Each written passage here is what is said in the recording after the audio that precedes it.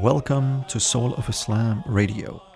Soul of Islam Radio is a leading-edge personal growth and spiritual development podcast, available entirely for free throughout the world. Our goal is to support you in your path of personal transformation and spiritual evolution, and to supporting an awakening within the global community. The Islamic Renaissance depends upon you and your commitment to the highest and most noble ideals of a spiritually awakened life. Thank you for joining us. This is Ihsan, and this is Season 4, Episode 5.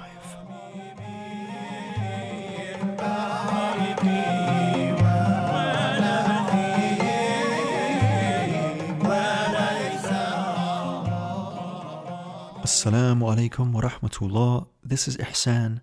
I am a personal growth and spiritual development coach, creator of the Islamic Meditation and Eternal Warrior Way programs, lead activist and director in the Islamic Renaissance Project, and co-founder of Soul of Islam Radio.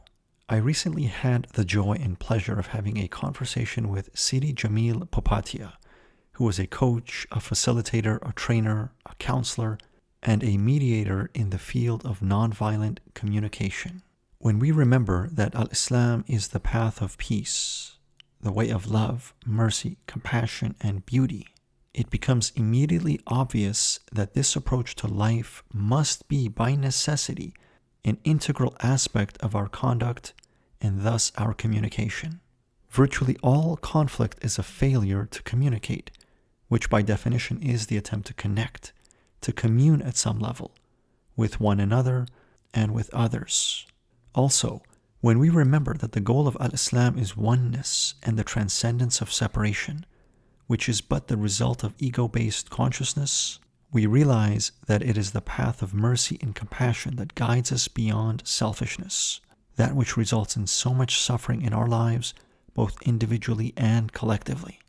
By learning how to communicate non-violently, and thus think non-violently, we progressively develop the Islamic ideal of peace, light, love, and beauty that was so perfectly exemplified in the holy and noble character of Rasulullah sallallahu alaihi wasallam, Sayyidina Muhammad al-Mustafa sallallahu ta'ala alaihi wasallam. Dear and beloved listeners of Soul of Islam Radio, I hope you will enjoy this enlightening conversation with Sidi Jamil Popatia, and more importantly, that it benefits you fundamentally in your personal path of growth, development, and the attainment of the divine pleasure of Allah Almighty. Bismillah ar-Rahman ar-Rahim. Assalamu alaikum wa rahmatullah. Sidi Jamil Popatia, it's a pleasure to have you with us on Soul of Islam Radio.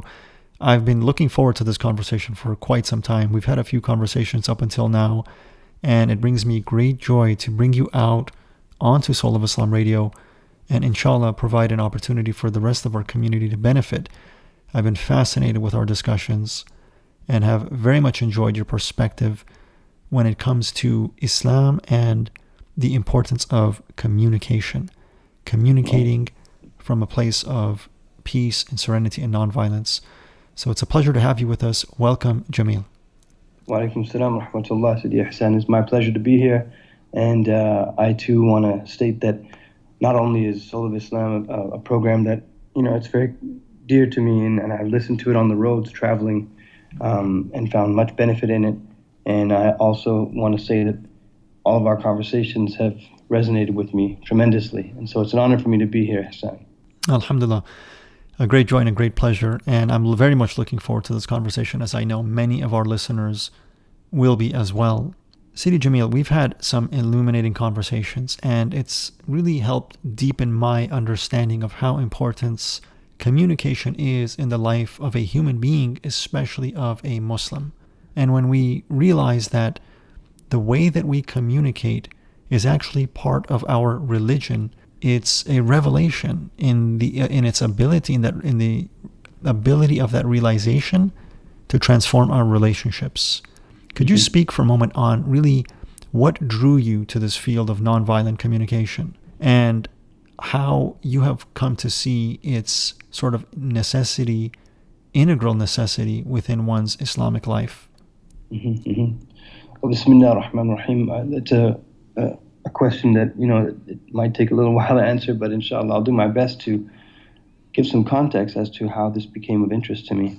Well, I accepted Islam, Sunni Orthodox Islam, that is, at the age of 22, so more than 15 years ago now. And I've been walking Islam for quite some time on God's green earth, but it has always troubled me, the aggressive language of us and them, and a language that separates rather than connects.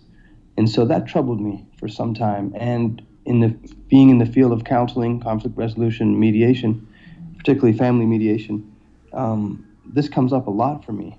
And I wanted to explore ways that people were interacting with each other in a way that was nonviolent, but more appropriately compassionate. And compassionate communication is another term for nonviolent communication.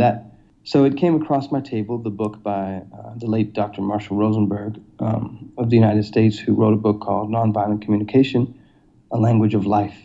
And in it, he talked about people connecting, and sometimes those people being sworn enemies, sometimes those people being spouses, parent-child relationships, and in a way that was based on one's feelings rather than positions, and based on human needs and values that are universals, as opposed to positions or values that are unique to that individual, if you understand what I'm saying. So if you read the book, what Marshall Rosenberg talked about was universals, like the need for autonomy, the need for community, the need for connection. And this resonated with me because these aren't needs that are unique to us as Muslims or unique to Americans or Canadians or a particular race or culture or religion. These are universal values and needs. And when we speak from that universal language, we are able to connect with people that previously there was a great divide between, whether that's a family relationship or even geopolitical groups. And certainly in Rosenberg's book, he talks about working in Palestine with Palestinians and Israelis. He talks about working with parents and spouses. And so this really resonated with me. So I thought, how is this relevant in the context of Islam? Can this be woven into Islam, or is it already there and I just don't know enough about it? And one of the things I did was embark on a kind of a sociological project of my own, where I'd try to find out, is there a place for this in Islam? And I found that there is. MashaAllah, could you maybe share some light on that discovery and the realization of how really essential this approach to life and to communication was in the life and in the way of the Prophet Muhammad ﷺ? When we talk about being a community of believers as Muslims, and really as any other religious group, particularly Jews and Christians, our Abrahamic brothers, we are people of a moral compass. About that, there's no doubt. We do have a moral compass to the way we live our spiritual lives, what I think theologians call ethical monotheism. And we are certainly part of that community of ethical monotheists. And in being part of that community, we have morals, we have ethics, we have a worldly compass, if you will, about with regards to how we conduct our lives and how we interact with others. And there is a risk in that, I find. And that risk is we can become moralistic. We can easily become judgmental. And what may appear to be righteousness is quite easily, we can slide into self-righteousness, where there's a type of spiritual arrogance to the way we walk God's green earth. And that bothered me. It still bothers me. And so I wondered how we can, was this the way of the companions of the Prophet, peace and blessings of Allah be upon him? And was it his way? And I certainly, in all my reading and studying and sitting with the people of God, I haven't found that this is the case. In fact, I found that most of the interactions between the Prophet and his companions were soft, gentle, when they needed to be. And harshness and a type of inflexible rigidity only was manifested when absolutely necessary. And they responded well. The Quran speaks of this, saying that had he been, the Prophet Muhammad, that is, sallallahu alaihi wasallam, had he been harsh and rigid and rough with his companions or the people around him, they would have fled from him. But he wasn't. He was made mercy to all the worlds, rahmatun lil alameen, as it says. And I kind of see that as a missing component to our communities, ihsan. I think that the way we connect with each other, or I should say the way we interact with each other, does not make for deep connection. And so in looking at the Prophet Muhammad, peace be upon him, his life, you see that he connected well with people who hated him and people who loved him, people who were against his message and those who were ready and willing to embrace the new order that he had brought to the Arabian Peninsula and essentially the world thereafter. So that's my findings. And I know there's other narratives out there, the narrative of us and them, the narrative of believer, non-believer, the narrative of mu'min and kafir. I just do not accept those so easily. And I think that is a component to learning about Islam from a non-political paradigm. And in so doing, this fits right in. And in looking at the seerah of the beloved Prophet, peace and blessings of God be upon him, it becomes clear and apparent that this is in spirit and possibly even in letter, right in line with his sunnah, the sunnah of a gentle prophet. Sallallahu Alaihi Wasallam. Sallallahu Alaihi Wasallam. Allahumma salli ala Sayyidina Muhammad wa ala ali Sayyidina Muhammad. You know, when I look and read and reflect and meditate upon the way of the Prophet Sallallahu Alaihi Wasallam and remember the Prophet Sallallahu Alaihi Wasallam, it becomes clear that we as an ummah may have lost connection with his real way. You know, we hear the quote, to follow the sunnah of the Prophet Sallallahu Alaihi Wasallam, I leave behind me the Quran and the sunnah, my sunnah. And oftentimes, you know, people interpret that to mean, when it comes to the sunnah of the Prophet, to have a beard, to use a miswak, you know, to cover your head, etc. But it's become clear to me that there's a deeper way of the Prophet ﷺ. And as you mentioned, that is the way of gentleness, the way of love, the way of kindness, the way of compassion, the way of non-violence. And that this is at the heart and soul of Islam. Literally. Right. And I just, Ihsan, thank you for sharing that. I that resonates with me entirely. And, you know, in sharing what, in my NVC community, Nonviolent Communication community, nonviolence does not necessarily, it's not restricted to the absence of physical aggression. Nonviolence refers also to the way we connect with people, talk with people, embrace people, those who are from our communities and those who are outside of our communities. And I couldn't agree with you more, Ihsan, that perhaps the community of believers, the Muslims globally, and this, of course, there are glaring exceptions to this, but the pattern that perhaps you and I have observed in traveling and studying and being on this path for some time is that we've lost focus on the important essentials of how we interact with people, how we interact with nature, food, ourselves, our families, our spouses and children, etc. We are focused on those easy things. It doesn't take a whole lot of effort to put on a hat, to grow a beard of some length, to enter the mosque with your right foot, leave with your left foot. These, I'm not trivializing these. These are part of the Prophet's beloved sunnah. I 100% accept them. But there's a lot more to that. What about smiling in your brother's face as an act of charity? Yeah. How often do we enter mosques where people are so immersed in their daily struggles? And life, I'm not trivializing the difficulties of life. They're there, they're present, we feel them, we experience them. The Prophet, peace and blessings of God be upon him, used to look at people and look at them completely, turn his body entirely to them when they would speak to him, and he would smile. He would smile, an ear-to-ear smile, sallallahu alayhi wa sallam. And that didn't matter who was talking to him. And even when people were somewhat rough with him, as we know of the story of the Bedouin, he was gentle with them in return. This is the spirit that I read about in the Sunnah, and I find in the interactions I'm having and the workshops and studies that I am conducting and being part of in nonviolent communication, is that this is a sought-after quality that people are looking for, and it is irrelevant whether they're Muslim or not. People are looking for a way to connect with others, and we should be part of this conversation because we have the best of creation who showed us how to connect with our Creator, and how to connect with others, and how to connect with the natural world. MashaAllah, alhamdulillah. Allah Almighty says in the Quran even that in the messenger you have a most noble example, a most perfect and beautiful example to follow. And Allah also says in the Quran to say to them, Ya Rasulullah, if you love me, if you love Allah, follow me. Follow me, walk my way, walk my path, follow in my example. Allah will love you and will forgive you your sins. May Allah Azza wa Jal guide us and our ummah to really understand and follow the footsteps of the Prophet ﷺ sincerely and in reality. One of the great realizations I've had, Sidi Jamil, with regards to communication is that it's not so much the words necessarily that one uses, but as you alluded to earlier, the energy behind the words, the state that, and that has to do with the state that I'm in.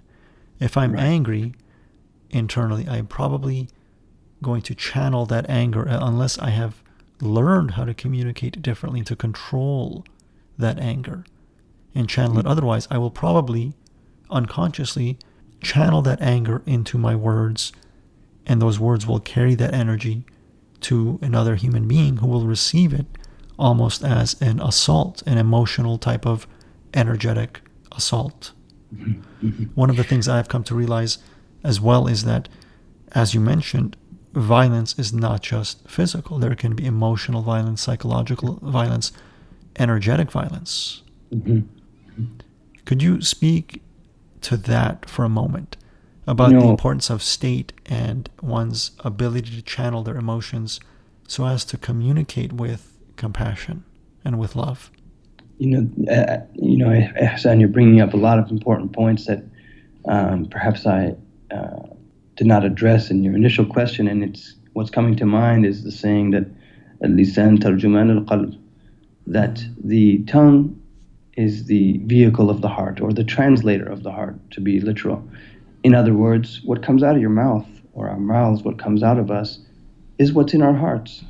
And it doesn't matter, which is a great point that you're bringing up, Ihsan, is that we can learn all the formulas, we can learn all the words from a practice like nonviolent communication, compassionate communication, and we can get all the books and videos and trainings that we can be part of. But if it's not something that's an internal reality, an inner truth that you're living, that you're experiencing, then that will be detected. And what will come out of you are words, and simply words, but it would not be a state or an experienced energy, as you put it. It's something that would be formulaic. And I think you and I would agree that if there's one thing that the Muslims have become, among many other communities, but our community we can speak of, is that they've become very formulaic. They've become very ritualistic in a mechanical sense, not in the rich tradition of rituals that we understand, but in a mechanical sense. And so, that it also brings to mind the Arabic saying, فَاقِدُ شَيْءٍ لَا يُعْطِيهِ. You can't give what you don't possess. You cannot share something that you don't have.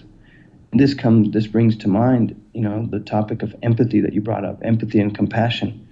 We often skip over in a type of self-deprecating display, offering empathy to ourselves. And offering empathy to ourselves has nothing to do with self-loathing or the kind of woe is me paradigm. Empathy, self-empathy, involves acknowledging what one is feeling, what one is experiencing, even the physiological sensations that one is experiencing, and being able to name them and not necessarily do anything about them at that moment. But the first step is that pause in order to be able to name what it is that one is feeling. What this does is it prevents the knee-jerk reaction.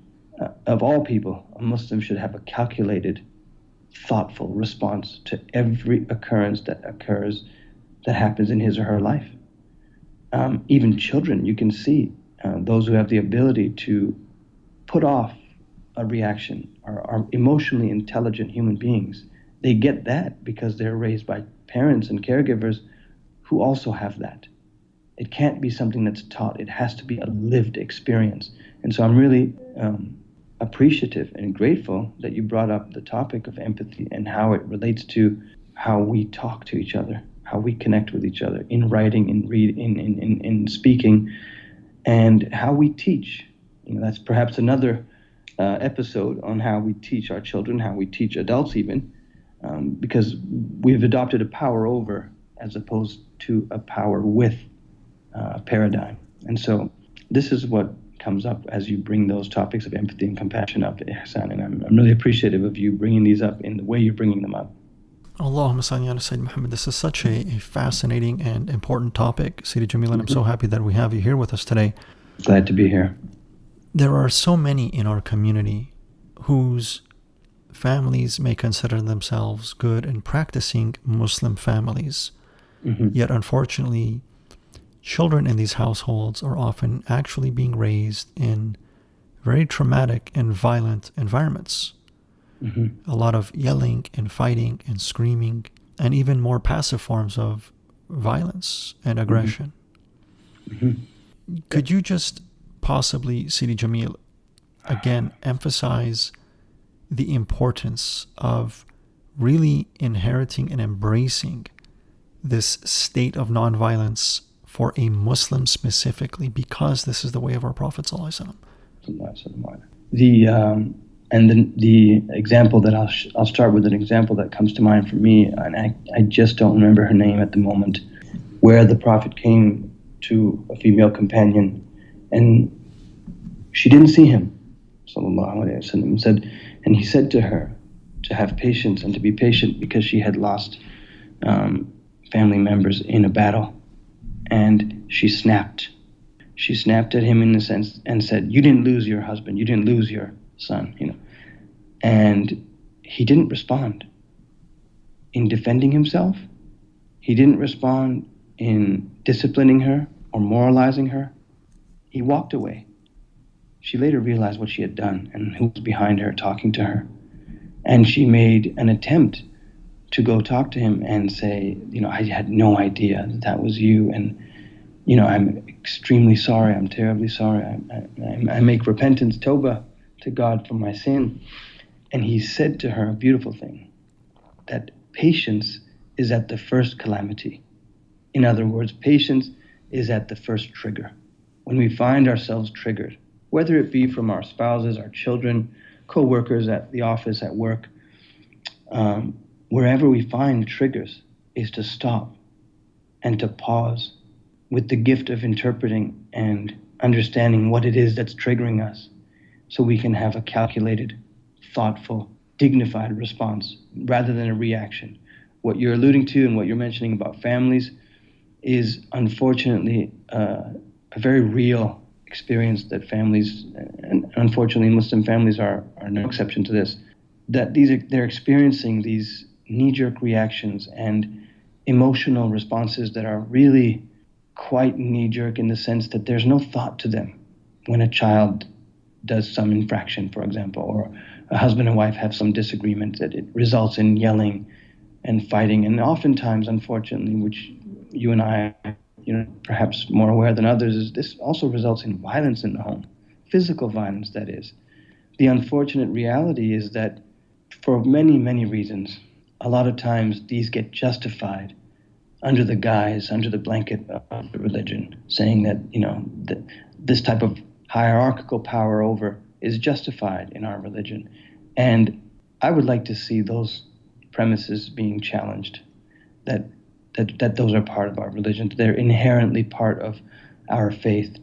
I think a huge part of this has to do with the somewhat dead, dysfunctional cultures that many Muslims find themselves living in, east of where we are, and that is brought to the new world wherever they come, and new life. It's not to say that those aren't rich cultures and very, praiseworthy parts of those cultures, but there are also parts that are steeped in misogyny, steeped in a violent paradigm, steeped in a power over narrative. And I think we need to challenge that. I think we need to think anew and evolve. And I say this with trepidation because I do not want to be mistaken as someone who is asking for a progressive or modernist, postmodernist approach to Islam. I'm not suggesting that in the slightest bit. What I am suggesting is maybe we need to look at how we interact with each other and look deeper into the essentials of our faith and say, are we really living up to this overall message of peace, nonviolence? It is not I do not want to insinuate that this is a message of wishy-washy sort of gray morals, and that there's no place for assertive and even aggressive responses to reality. There are places for that, but they are not. It's not the knee-jerk reaction that we do. It's not the violent emotional outburst that happens in our communities, in our families, unfortunately. And we have fallen victim to this, and we have looked at ourselves as victims in not empowering ourselves by saying, they made us do this. My wife made me do this. My husband made me react like this. My children are giving me a headache. Or the non-Muslims or the kuffar, these people are doing this. If we do that, we are disempowering ourselves and empowering others. In NBC, we constantly remind ourselves that we must own our feelings, that not another human being cannot make us feel something. They may contribute to our feelings, but we must take ownership of our feelings. Therefore, we empower ourselves, and we do not become servants or slaves to another human being by saying, you made me feel this. I must take responsibility for my feelings and my emotions and sit with them at times before responding or reacting. MashaAllah. One of the things that I encounter a lot in my work and with a lot of my clients is this issue that comes up often and in life in general. This idea which you pointed out, that someone or something outside of me is responsible for how I feel. Right. And so they must be blamed and even attacked for what is essentially my interpretation of, experiences. And I'm so happy you pointed that out, that what this ends up doing is actually disempowering us. Yes. Whether we realize it or not, putting us in the role of a victim. And really it's a form of shirk. Because now our state is being defined and governed by something outside of ourselves, and it's not Allah. It's another human being or a circumstance or situation. And there are many sort of traditions in which the Prophet ﷺ points to companions who have mastered themselves to a degree in which they have become independent of external circumstances, and their state is defined purely by their relationship with their Creator. That's right. And yes. And that this is the realization, the making real of the kalima at-tawheed, la ilaha illallah. That really there is no God but Allah subhanahu wa ta'ala. And as you're saying that, Sidi Ihsan, I don't mean to cut you off. As you're saying that, what's coming to mind is a lot of times when I'm doing an NVC workshop or training people or training or in a circle of people doing their training, what I'm noticing is that this is a huge component that's missing. This is a missing component that the secular liberal moderate paradigm of everything being flat and that there is no vertical relationship in NVC, I'm looking to change that. I'm looking to bring it back to its roots, its origins, and that includes its use among the past, in bringing to light the fact that if we are in good connection with our Creator, it becomes easier to connect with the rest of creation. It's almost a prerequisite. It does not mean that someone has to be an ethical monotheist like you and I in order to, practice, teach, or imbibe the spirit and letter of NVC. It's not necessarily the case, but it will be visible. It will manifest to everyone around you that you are not dependent on people, but you're dependent on God, a type of God reliance, tawakkul, what we call. And that's a great deal of pleasure that people get to see in your face, in our faces, if we're really in that state. And so that joy is contagious, and it can't be imitated. You can't pretend to have that, and you can't pretend to not have it. It's just part of you, and it will be seen.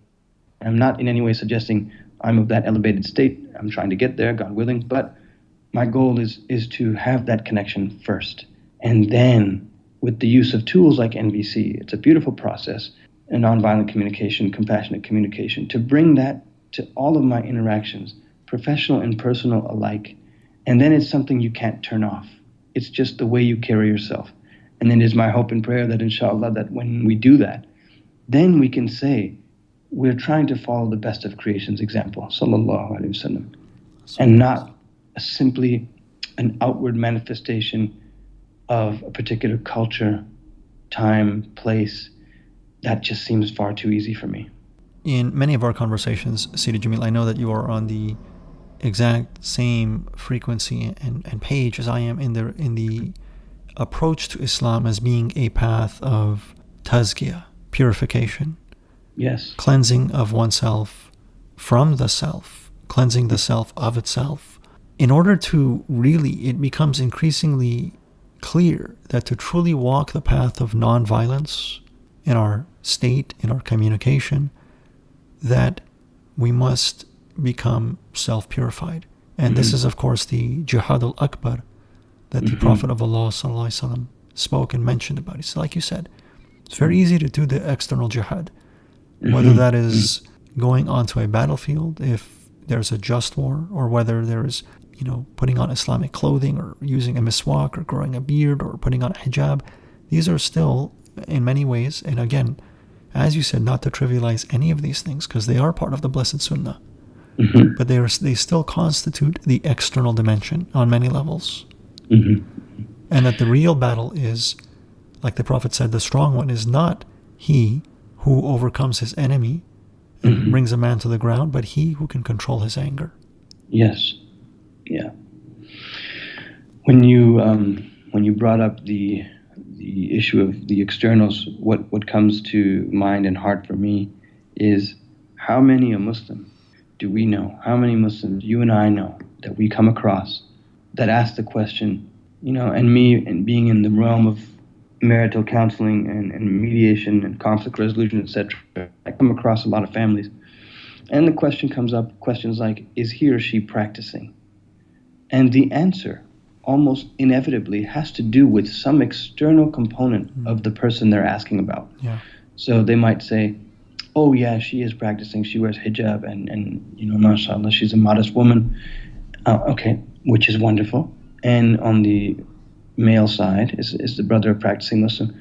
Oh yes, he attends Jummah, and he wears a beard, and he often he does this or that other thing, and he looks like he's dressing in Sunnah, and he's definitely a practicing Muslim.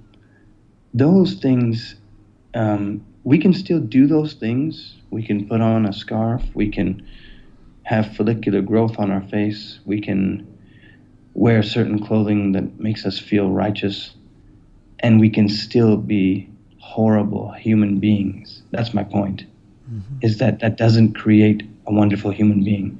It's what you're talking about that does. What contributes to the production of a wonderful, surrendered human being is what you said, tazkiyah, is the spiritual path of purifying oneself from the lower tendencies. It's not to erase them. And you and I know that perhaps some communities, some teachers are quite heavy-handed about almost erasing those lower aspects of ourselves and desires, but that's not the point. We are not Puritan in that sense. And so that path of purification for me it goes hand in hand. It goes hand in hand with the idea of being able to connect deeply with the rest of creation, which I include the animal world, the mineral world, the plant world, the natural world around us. I mean, it is not becoming of a Muslim to be aggressive towards anyone or anything if they're in a state of surrender. I can recall, if I may mention an example, while living overseas, I won't mention the name of the place, but I was overseas in a Muslim majority place, and I saw young men throwing rocks at a dog, presumably a street dog, but regardless, fairly harmless. And when I mentioned it, I was this was my early 20s, mid 20s. And I said, hold on, fellas, brothers, what are you doing? This is still a part of creation here that you're trying to hurt with rocks. And they would say to me, that's a dog. It's a dog. It's haram. It's a dog. And I said, is it not part of creation? And is it causing you harm that you're throwing rocks at it? And what came to mind for me at that time, we're talking about 14, 15 years ago now, what even came to heart at that time for me was, how can that be an example of the mercy of the Prophet, peace and blessings of Allah be upon him, to hurt something in creation? It means we're not in a state of surrender. It means that our Islam is very specific to certain acts of worship, perhaps, certain rituals, but it's not permeating everything you're doing, everyone you're encountering, everything you encounter in creation. Because if it were, that wouldn't happen. And so I was deeply troubled by that. It's one of the experiences that I took with me and brought to my teacher and said, can a true believer do this? And his response was no, a true believer cannot. Someone with serious deficiencies can harm something in creation without right, which is exactly what they were doing. Subhanallah wa a'udhu billah. We only need to, again, look to the example of our blessed and noble Messenger, sallallahu alaihi wasallam, who even gave glad tidings of forgiveness in paradise to people who had committed grave errors and mistakes in their lives purely on account of their kindness to an animal, whether it was a cat or a dog or a camel. Allahu Akbar. And it's perplexing how we've lost that mercy and that beauty and that level of consciousness. You mentioned the mineral kingdom even. The animal kingdom, the mineral kingdom, the vegetable kingdom. The Prophet of Allah ﷺ forbid even the cutting down of a plant or a tree unnecessarily. And he was aware even of the consciousness of rocks.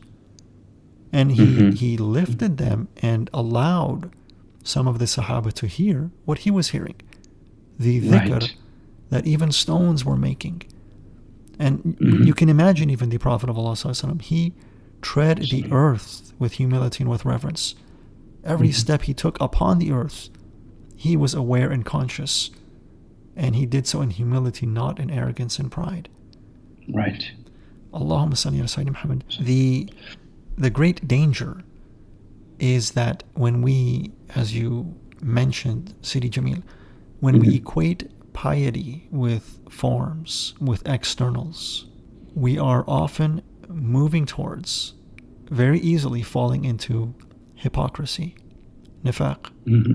And we don't have to look too far to remember one of the earliest lessons and traditions that have been used to teach us the fall of Iblis.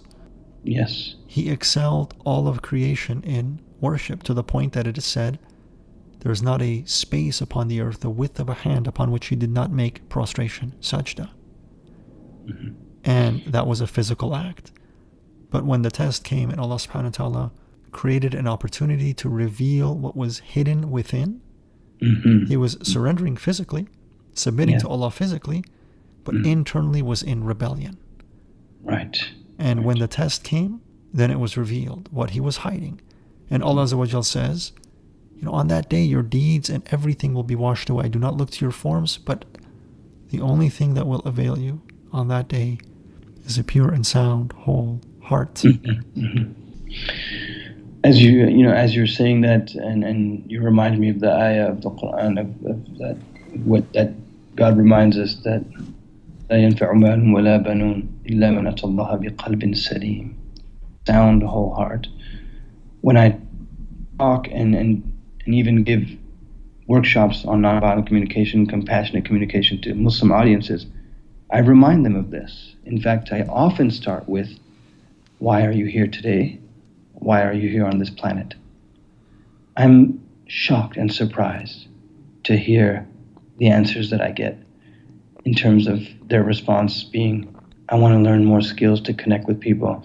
I'd like to bring this to my job. I want to be a counselor or a therapist. I'd like this to be a tool that I can put on my resume. And I get hurt, and I have a chuckle a little bit, and I get hurt because I feel that if you only knew, the Quran tells you exactly what you're meant to do. وَمَا خَلَقْتُ الْجِنَّ وَالْإِنسَ إِلَّا لِيَعْبُدُونَ. I have not created the sprites and mankind except that they worship me. And we know from Ibn Abbas that worship means to know me, and to know is to love. So, and to do that is, and yes, compassionate communication, nonviolent communication can be a tool used to share that spirit and that love with the rest of the world. And when you have a mechanical understanding of faith that is a more black and white, less gray, less metaphysical understanding of one's faith, and I'm not limiting it to Islam, whether it be Judaism or Christianity or Eastern religions like Hinduism or Buddhism, etc. What you do is you have a kind of checkbox. I did this, so I'm going to get this. I prayed 2 rakats after the sunset prayer, 2 after Maghrib, and that means I should get this.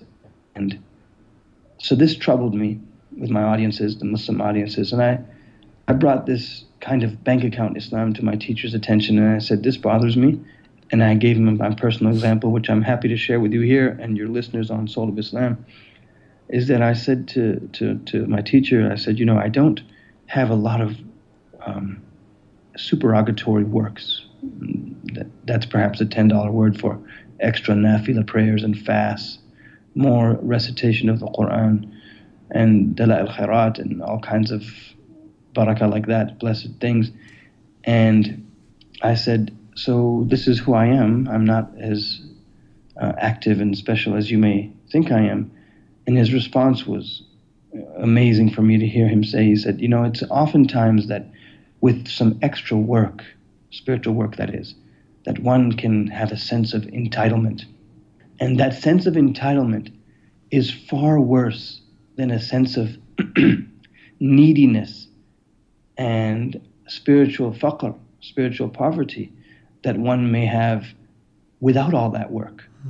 So the risk of having a sense of entitlement that you deserve God's love and mercy, that you are entitled to it, is so much more risky than being someone who does a little, maybe some extra prayers here and there and some recitation of Quran and salawat on the beloved Prophet, and not a whole lot. But there's a humility and neediness that is attached to it, a type of dependence, God reliance. Then that is preferable, and one shouldn't go down the path of entitlement. This is what his response was to me personally, and to bring to the attention of my audiences, which I regularly do for those people who have a more mechanical accounting paradigm to their religion. Allahu Akbar. And there are, again, so many examples in the traditions of not relying upon one's own actions or amal or deeds, right, and rather relying entirely and solely upon the mercy of Allah. And we were taught by our teacher and our shaykh that immediately after offering your salah and any ibadah, the first thing we would do is to make tawbah, to make istighfar. And yes, and the understanding is that we're asking Allah to forgive us for the really poor quality of worship that we're able to offer Him. Because He's the Lord of heavens. He has angels the size of galaxies worshiping Him. And our really trivial and imperfect attempts are quite insignificant. So to grow in arrogance as a result of our ibadah and our amal, really it's an error and it's a mistake, and it leads us down this path of self-righteousness and arrogance and pride, which is the downfall. And to just for your audiences here on Soul of Islam, in case for whatever reason that we may come off as sounding self-deprecating in any way, to counter that paradigm, that narrative, we bring to mind the saying of the beloved cousin, son-in-law of the Prophet Muhammad sallallahu alaihi wasallam, Imam Sayyidina Ali, who said that you think you're insignificant, but within you is an entire universe. In other words, you're a big deal. A human being is a big deal. And that's not to say make big of yourself, but that it's a great responsibility, a great heaviness on your shoulders, and a great gift. And so the reminder I find is make use of those gifts. A human being is a tremendously amazing creature. And let's make use of the gifts we've been given by the giver of gifts and share them with other people. And the Muslims will be a visible community when they can actually share their gifts. But they cannot share anything that they do not have. And the approach of compassionate communication is a gift that the prophets of old brought. It's also a gift that many other illuminated human beings brought after the prophet. The character of Gandhi, the character of Abdul Ghaffar Khan of South Asia, the character of Ahmed Bamba of West Africa in Senegal, who was a non-violent warrior for Islam. Many like this, many luminaries within our tradition who are so unfortunately ignored. And if we do not bring their experiences, their teachings to life, we are probably going to be stuck in a us-them paradigm, in a conquer the enemy paradigm. And I'm not denying that that's out there. That is out there. You will find it in our books on Islam. But it's not a paradigm that's, for me personally, in our time, worth adopting. And so I think, in bringing compassionate communication to the way we interact with the world around us, for me, it is essential that we first and foremost be able to identify who we are. And I don't mean that, for example, Ihsan from Irvine, California, Jamil from Vancouver, BC, Canada. This is not what I'm talking about, is who we are as human beings, as children of Adam in our paradigm, and what that entails. It does not entail robotically going through life in a mechanical sense. And then all of a sudden, as Rumi said in his poem, he said, "Only now that I'm dying do I realize the secret of dying." And for me, I would rather be immersed in the world in somehow serving and bringing benefit to myself, my family, my community, those around me, in any way that I can. And I'm sharing the gift of nonviolent communication, compassionate communication, in the best way that I know how, as a way to say, I would like a more connected world. It's not a false sense of euphoria to try to create paradise on earth. That would be naive. But it is a sense of this world is very disconnected.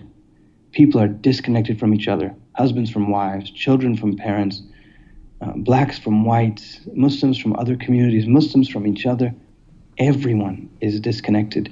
And it would be a better world, in my view, if we could connect with each other in a more humane way, in a less aggressive way.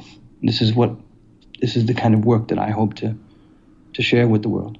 MashaAllah, and this really is the work of prophets, the work of the Prophet, to bring human beings together. And as Allah Azza wa Jal said, you are made into different communities, nations, tribes, so that you may come to know one another. And as you mentioned, Sidi Jamil, to know is to love.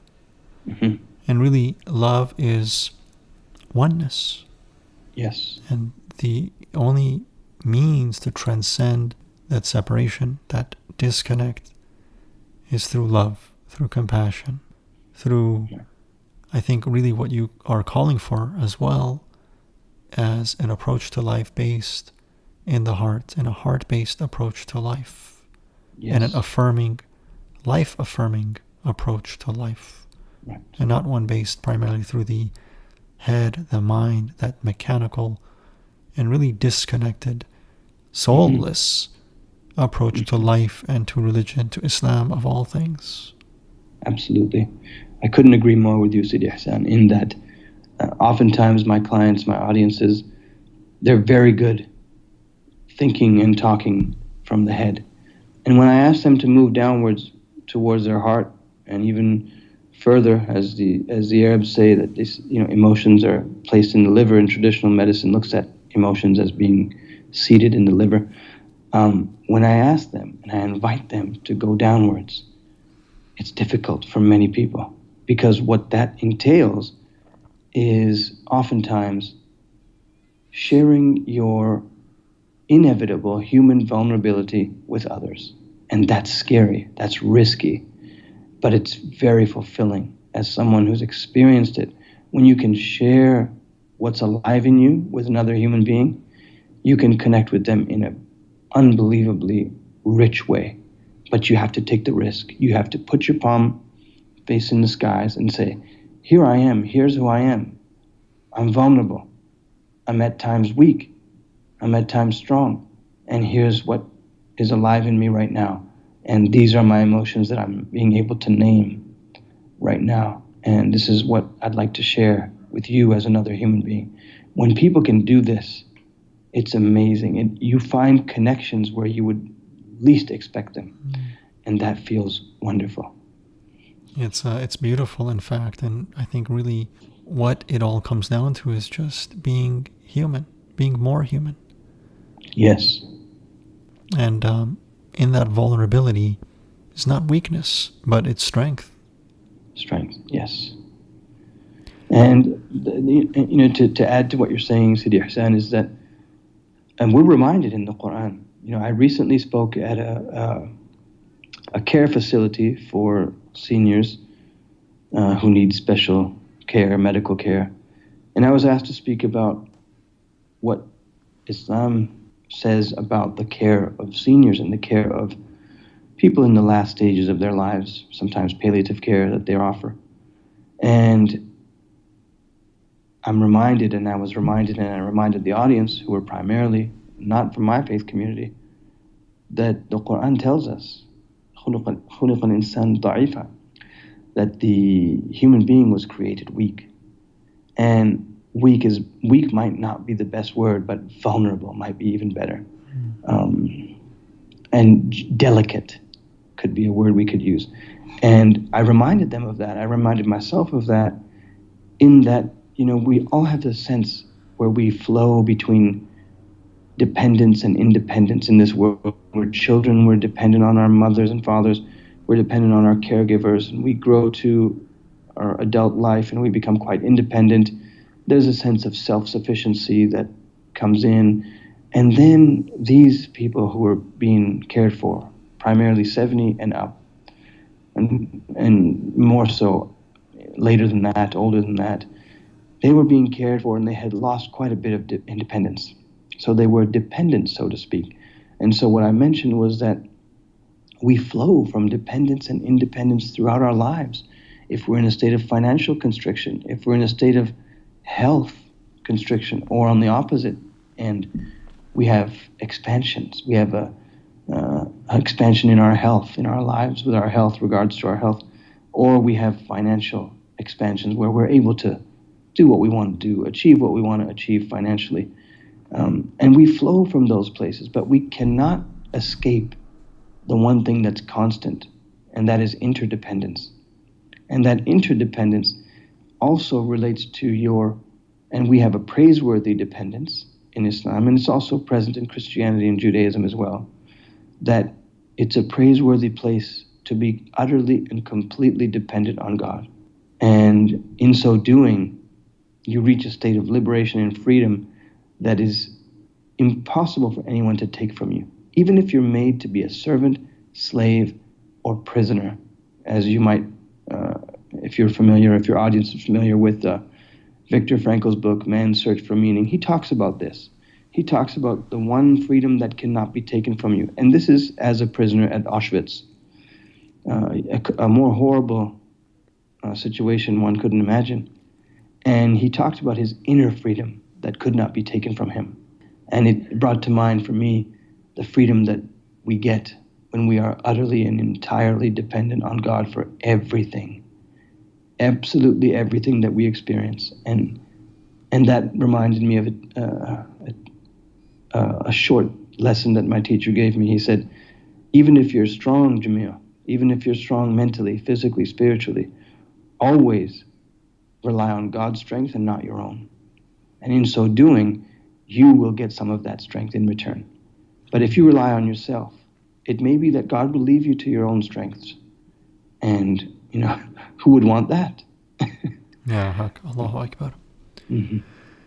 Sidi Jamil, if you could, from your experience, your background, maybe share one suggestion, one piece of advice with the Muslim community and with the listeners of Soul of Islam Radio, one thing that they can either be mindful of or pursue or become more aware of that will have a real benefit to their personal and practical lives, to their relationships, as well as to their spirituality and their relationship with Allah subhanahu wa ta'ala. Bismillah ar-Rahman ar-Rahim. That's a very rich question, Sidi Ihsan, very rich, and I appreciate you posing it my way, and I'll answer by sharing with you a piece of advice that most recently my teacher and I had a discussion over a coffee at a local cafe, and we talked about this, and we talked a little bit in detail about what happens to us and the occurrences that come, and he reminded me of something that was probably not manifested in me very much, and it just didn't come to heart or mind. And he said, Jamil, just recall that every encounter you have in your life, whether it be with the natural world, animals, or human beings, know that there is meaning and wisdom to be extracted from that encounter, even if it be a passerby whom you smile at and they smile back. There's meaning in that, and that encounter, that encounter is not random. And so when he reminded me of that, what I felt was a sense of purpose, that what happens to me and what I experience in my life and what all of us experience is not something that is random and meaningless. It has meaning, it has purpose, and it has a wisdom that I can extract from it. And it's not always easy to extract that wisdom from that encounter, whether it be a voracious animal or some sort of scary encounter, or a beautiful, sweet encounter with a teacher, with a friend, with your intimate partner, whoever it may be. There is a wisdom to extract from it, and it takes a bit of work and heart work, not mind work, but heart work to extract that wisdom. And, quite honestly, a teacher to help you through that. But when you interact with the world with that understanding, then every single moment is a meaningful moment, and nothing is just, as the people say, killing time.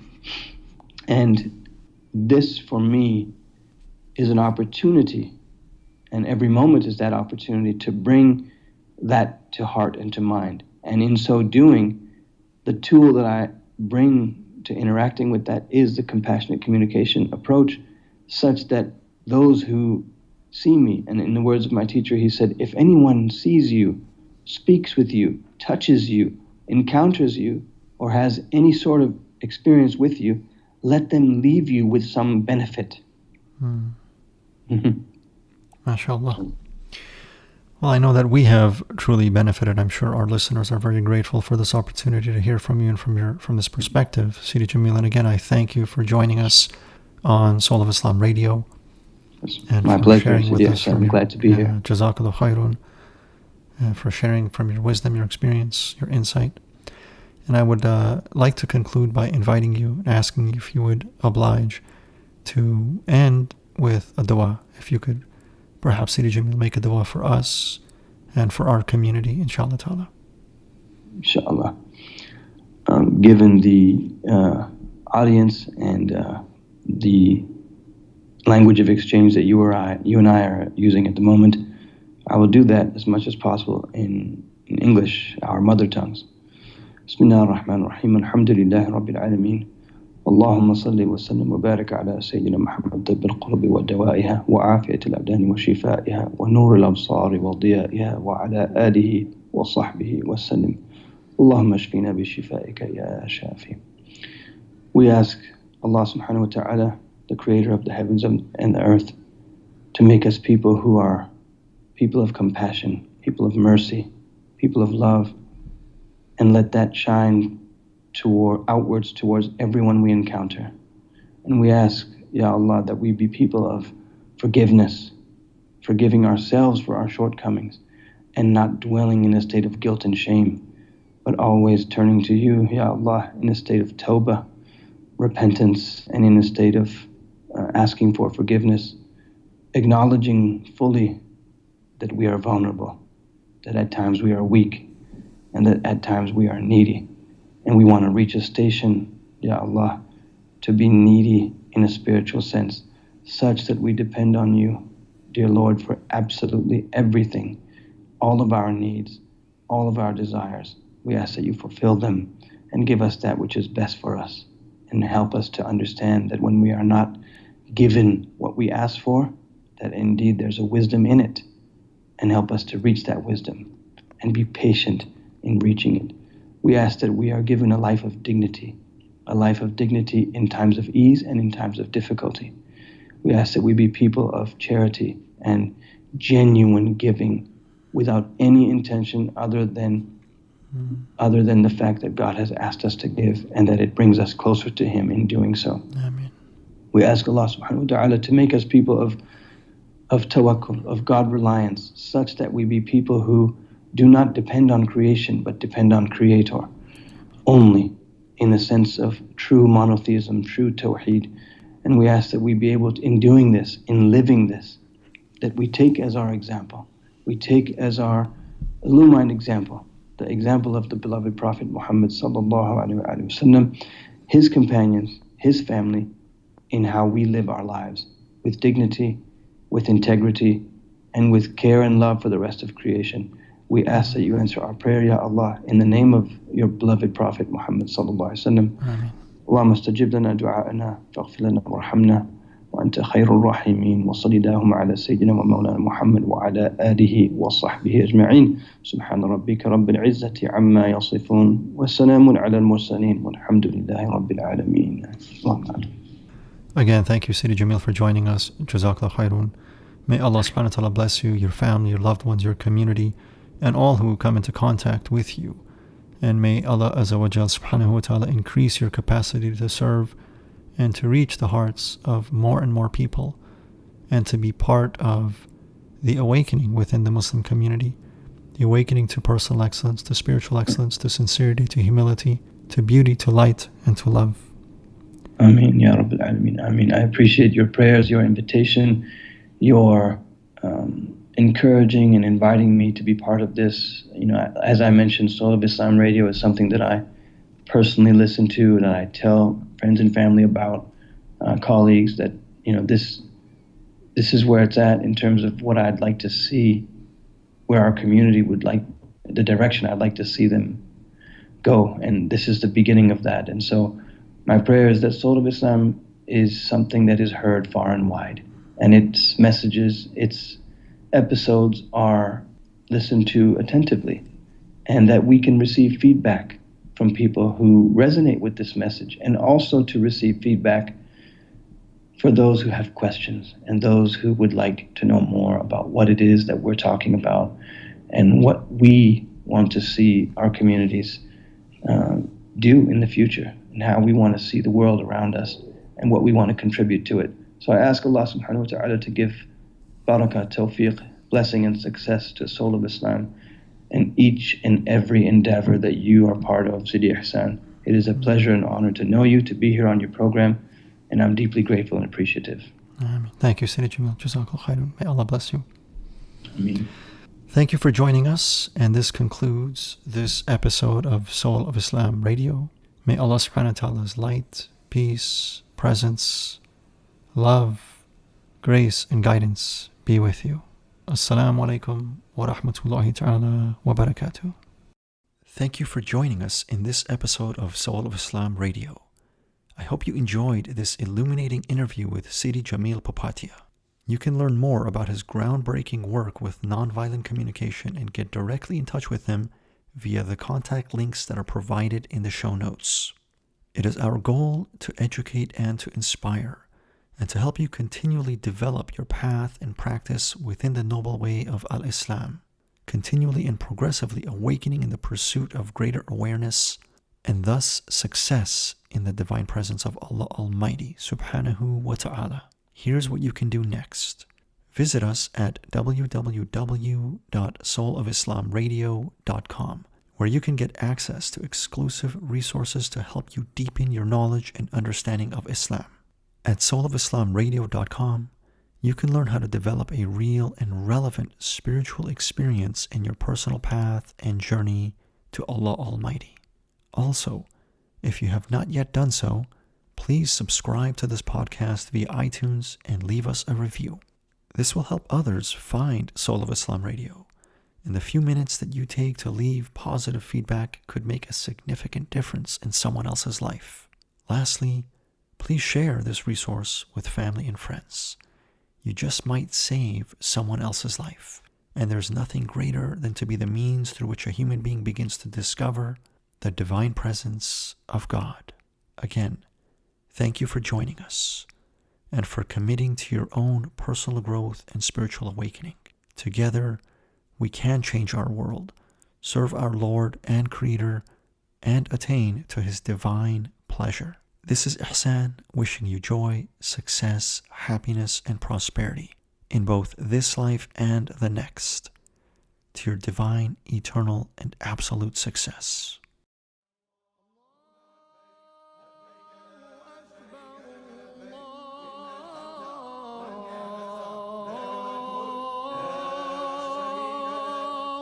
أكبر لا